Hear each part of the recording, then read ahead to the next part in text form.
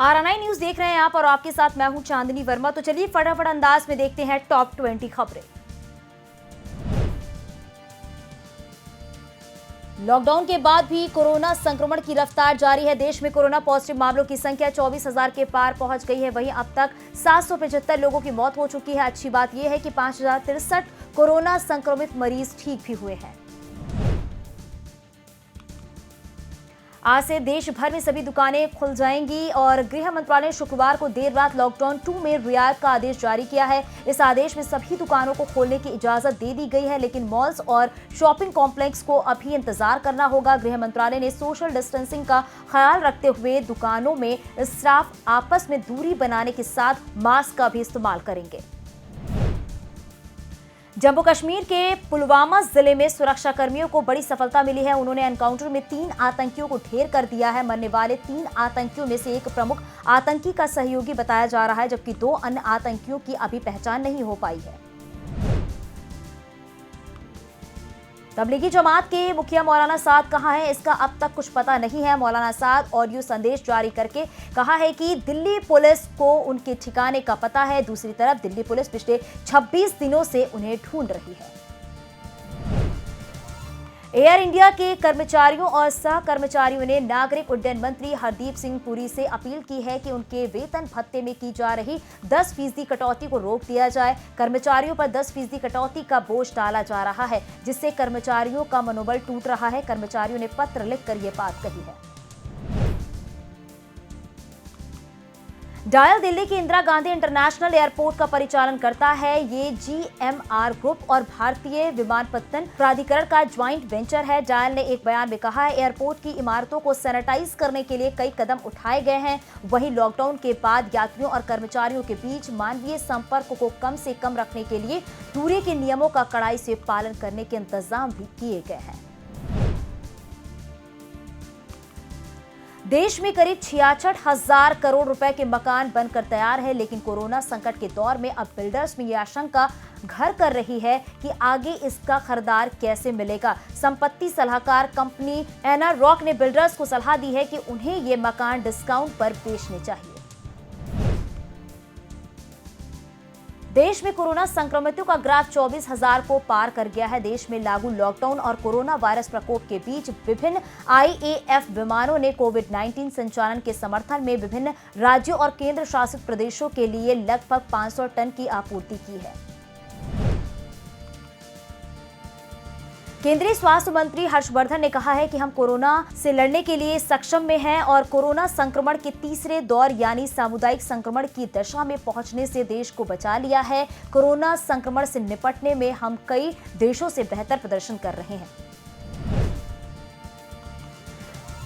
भारत की राजधानी दिल्ली में पर्यावरण के लिहाज से जबरदस्त परिवर्तन देखा जा रहा है। पिछले कई सालों में दिल्ली की हवा इतनी साफ कभी नहीं रही। हालांकि ये सकारात्मक परिवर्तन एक नकारात्मक कारण के चलते आया है और कोरोना वायरस का वैश्विक प्रकोप इसकी वजह मानी जा रही है।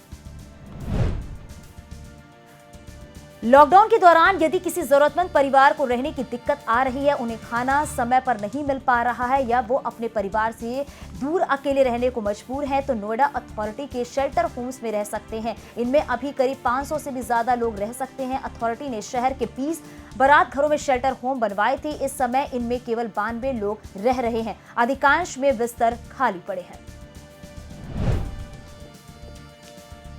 एटा में एक ही परिवार के 5 सदस्यों के शव घर में मिले हैं। इनमें 2 बच्चों और 2 महिलाएं शामिल हैं। बताया जा रहा है कि 2 बच्चों, 2 पुरुषों, महिलाओं और 1 पुरुष का शव बंद मकान में मिला है। पुलिस ने गेट तोड़कर शव निकाला है। फॉरेंसिक और डॉग स्क्वाड टीम मौके पर मौजूद है। मौत के कारणों का अभी स्पष्ट पता नहीं चल पाया है। रमजान के पवित्र महीने में तोप की आवाज से रायसेन जिले में लोग रोजा खोलते थे। लॉकडाउन की वजह से इस बार 200 साल पुरानी परंपरा टूट गई है। इस बार ये तोप मौन रहेगी। सुबह और शाम जब इलाके में तोप की आवाज गूंजती थी तो लोगों को सहरी और इफ्तार की जानकारी मिलती थी। कोरोना की वजह से इस बार प्रशासन ने तोप चलाने की अनुमति नहीं दी है।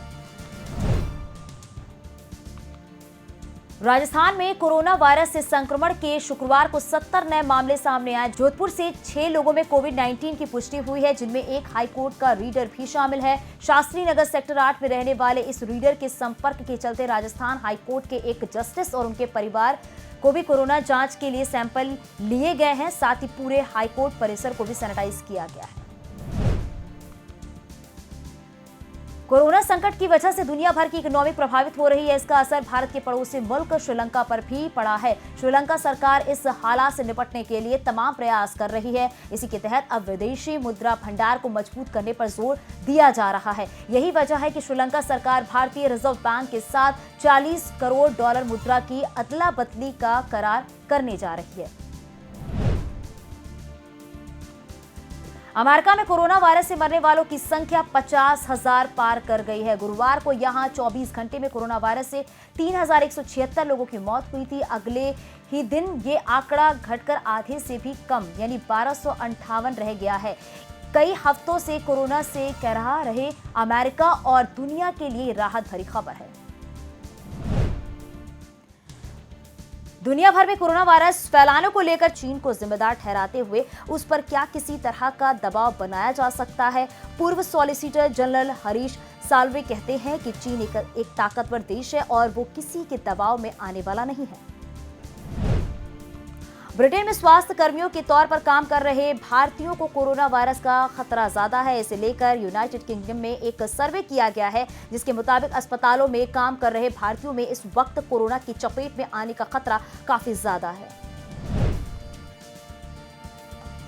संयुक्त राष्ट्र महासचिव एंटोनियो गुटेरेस ने कोरोना वायरस के लिए अंडर ट्रायल वैक्सीन की सफलता की उम्मीद जताई है। उन्होंने आश्वासन दिया है कि अगर वैक्सीन का ये प्रयोग सफल रहा तो ये सुनिश्चित किया जाएगा कि इस वैक्सीन की उपलब्धता सार्वभौमिक हो।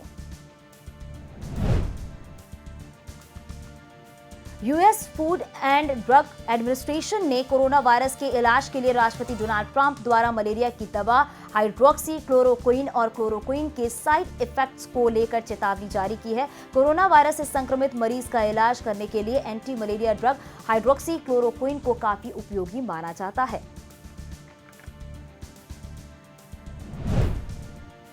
और टॉप 20 खबरों में अभी के लिए बस इतना ही। नमस्कार। खबरों में बने रहने के लिए आरएनआई की फेसबुक, ट्विटर, इंस्टा और यूट्यूब को सब्सक्राइब करें। बेल आइकन दबाना ना भूलें।